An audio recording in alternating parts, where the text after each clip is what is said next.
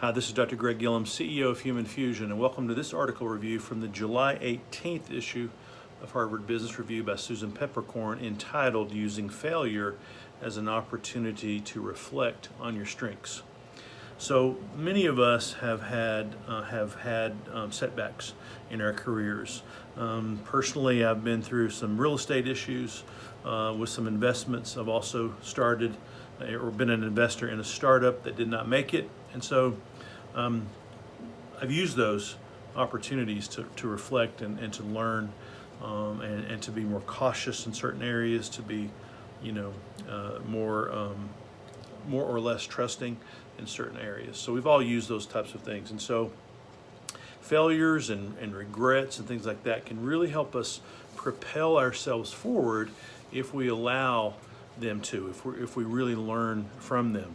So the author here asks the question of executives, what rejection did you experience that actually turned out for the best? And so obviously all of them were initially disappointed, as we all are, but gaining perspective over time really helped them to get over and to actually become more successful than they thought they would be in a different type of venture, in a different area of their life. And so she offers 3 strategies that she learned by interviewing these executives who have been through these issues.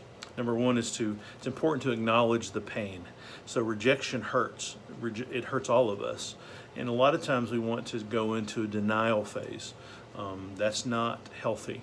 And so realizing that the emotional pain is actually just part of the process, to call it what it is, to go through the grieving process. It's almost like, losing a loved one. We have to go through that grieving process, or we come out on the other end much changed, and not always for the better.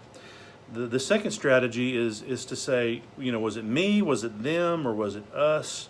We want to play the blame game on ourselves and think, well, we're not competent. We lose self-confidence, things like that. When most of the time it's just not that way. It's most of the time it's a bad fit for an organization or a bad fit for a particular project. The startup that I was involved with was a early competitor to YouTube.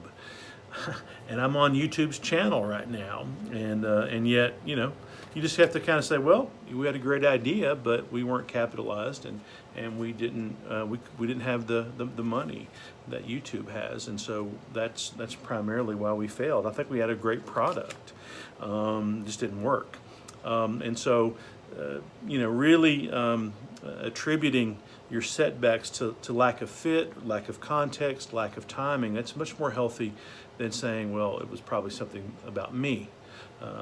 That's not healthy.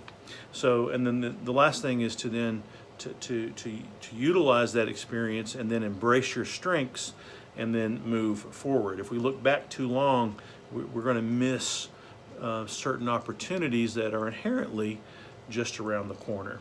So being able to identify the silver lining in these setbacks is very, very important, and it can help you move on to bigger and better things while maintaining your self-confidence in the process. So I love the way she ends the article here. A quote by Adam Grant, who's a Wharton professor: "No one is rejecting us. They're simply rejecting a couple of bullet points on our resume." And I think that's a very healthy perspective. Hope this helps. If you like management-related articles like this, please subscribe to Human Fusion, turn on your notifications, and we'll keep you up to date on all the latest trends that are affecting your management practice today. Thanks.